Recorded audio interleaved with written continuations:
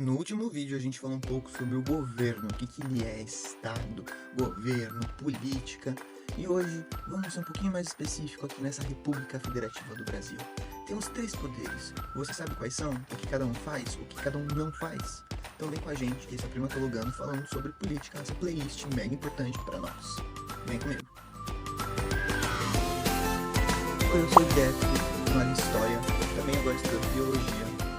Decidimos criar essa playlist por uma questão básica. Muito do que a gente faz na ciência se reflete na política, tendo a ver com o meio ambiente, tendo a ver com outras áreas que impactam a nossa comunidade. Bom, quando a gente fala República Federativa do Brasil, significa que nós somos uma república, ou seja, deveríamos ser, né, um governo de muitos, onde todos ali têm pesos iguais. Segundo, é federativa, ou seja, temos algumas divisões aqui dentro.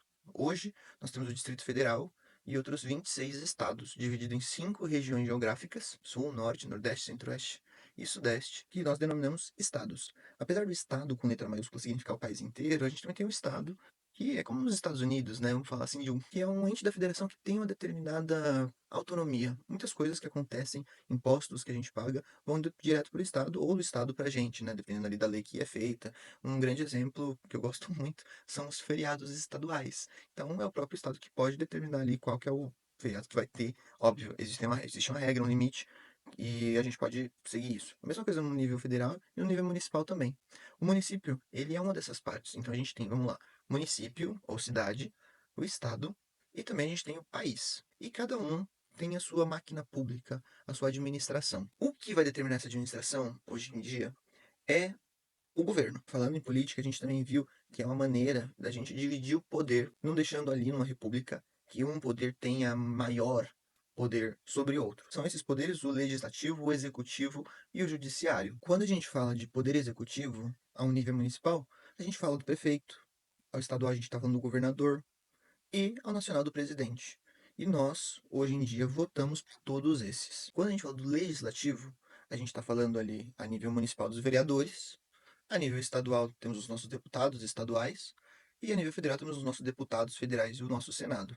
E quando a gente fala do judiciário, nós estamos falando do sistema de justiça implementado, que hoje em dia é através principalmente de concurso público, mas não somente, existem outras formas de ingresso, sem contar a parte privada que está relacionada a isso, dos tribunais. A gente tem o Tribunal Regional, o Tribunal Estadual, o Tribunal de Justiça Federal. Mas, você sabe qual que é a diferença de cada uma atribuição de fato?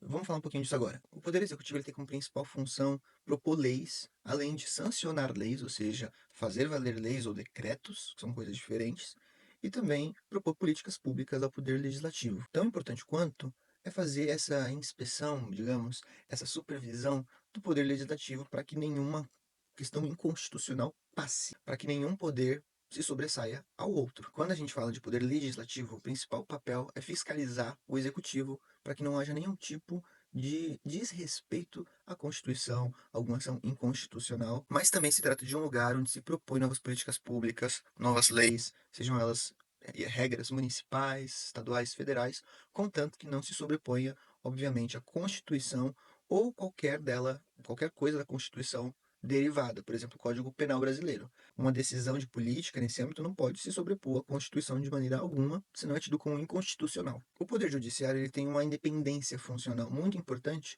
porque é onde se julgam os casos relacionados tanto à vida civil, tanto a gente processa uma empresa, processa uma pessoa, mas também no âmbito público. Então, esse é um grande poder que não se sobressai aos outros, novamente, mas que fiscaliza os dois, o legislativo e o executivo, tendo como base o nosso código de leis. Nisso entra, obviamente, a Constituição, que se a gente puder falar, talvez seja o documento mais importante do país, de qualquer país, assim, pelo menos ao meu ver, porque nada pode se sobrepor à Constituição. Não significa também que a Constituição é perfeita. Isso é importante saber. Por isso que existem emendas constitucionais que são propostas votadas. Imagina, gente, se a gente tivesse com a Constituição lá de 1934, ia ser tenso, né? Entender essa base, entender esse lado da ciência que tem como objetivo propor melhores ideias para a nossa convivência, nos leva a falar sobre políticas públicas, que nada mais, nada menos são do que conjuntos de ação, de programas do governo para poder promover o bem público. E isso pode estar relacionado a qualquer área, então meio ambiente, sociedade, segurança, etc. Por isso que é importante você ter uma noção, pelo menos, de que tipo de política pública quem você vota tem. Porque são essas pessoas que vão representar a gente nesse momento. Para existir uma política pública, tem que ter uma ação governamental. E é através dessa ação governamental que vão se definir ali as diretrizes daquela política. Ou seja, como ela vai ser implementada, o dinheiro que ela vai gastar, como é que vai ter monitoramento, como é que vão ser os resultados. E isso, como a gente já comentou no vídeo anterior, precisa de transparência. Dessa maneira você aí consegue dar uma olhada como é que tem sido o resultado dessa política pública. Não significa que ela vai ser boa. Tudo bem, pode acontecer.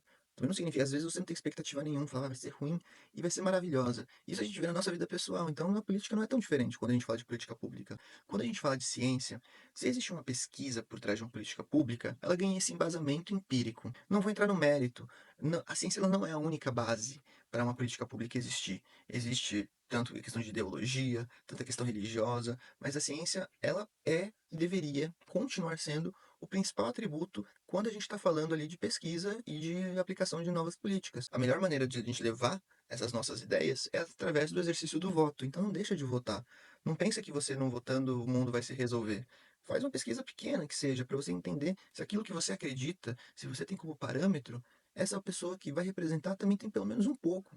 Porque ela vai ser a sua voz lá dentro na hora de escolher, literalmente, essas políticas públicas, na hora de votar essas políticas públicas. Por isso a importância do seu voto. Existem alguns vereadores, alguns deputados que eles acabam fazendo propaganda em cima de algum determinado ponto em específico. A causa da mulher, a causa LGBTQIA+, a causa do meio ambiente, a causa dos animais. É importante na hora de você escolher ali o teu candidato, a tua candidata. E eu vou falar para você, presidente, prefeito, governador são mega importantes, mas é importante também que exista, por um outro lado, um legislativo bastante forte e que esteja de acordo o máximo possível com o presidente. Não significa que vai aprovar tudo que o presidente mandar, o presidente também não significa que ele vai aprovar tudo que o poder legislativo sugerir. Isso é democracia, isso é debate, isso debate saudável. Existe uma brincadeira hoje entre os cientistas políticos que fala que o Brasil às vezes parece mais um sistema parlamentar do que presidencialista. No próximo vídeo a gente vai conversar um pouquinho mais sobre isso. Nós vivemos num momento de presidencialismo e de coalizão.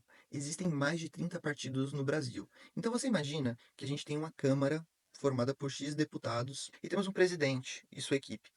Imagina se o presidente dependesse apenas do seu próprio partido para poder aprovar qualquer tipo de lei, ou o seu partido, por exemplo, seria muito difícil, imagina isso acontecer, pode acontecer, mas é bem difícil, o partido propor uma lei e essa lei será aprovada na Câmara, no Congresso, enfim, e sancionada pelo presidente. Vou dar um exemplo. Imagina que o presidente ele é do partido A e a gente tem 500 deputados e deputadas na Câmara. Só que só temos 10 deputados e deputadas desse partido A. E os outros são todas as letrinhas do alfabeto. Se não se conversa entre si e sempre, estou exagerando, tá? As outras 390 pessoas vão votar contra e apenas 10 pessoas vão votar a favor de um projeto de lei, ela nunca vai passar. Por isso, que partidos fazem hoje em dia coalizões. Não são junções de siglas, é sentar junto e negociar as melhores políticas públicas que aqueles partidos têm em comum. Isso é importante e pode formar uma maioria na Câmara. Então, agora, nesse mesmo exemplo, a gente tem um presidente A, mas os nossos deputados e deputadas que estão ali dentro do Congresso, eles fazem essa coligação com várias letras do alfabeto, e no final a gente vê que tem 350 pessoas que tendem sim a aprovar projetos que são eh, propostos entre si, ou até mesmo propostos pelo Poder Executivo. Fica muito mais fácil de uma lei passar. Não significa também que todas as leis vão passar. Afinal, no final do dia, se tratam de partidos diferentes com ideias diferentes. Política ela é muito mais profunda do que a gente imagina.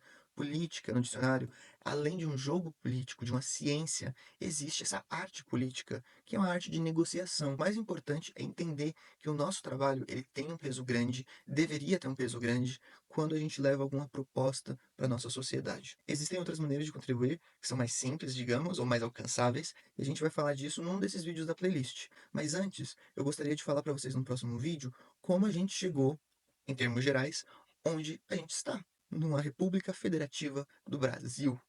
Pessoal, um beijo e até o próximo vídeo. Não se esquece de curtir, compartilhar e seguir o canal. Vem pro Primatologando e a gente se vê.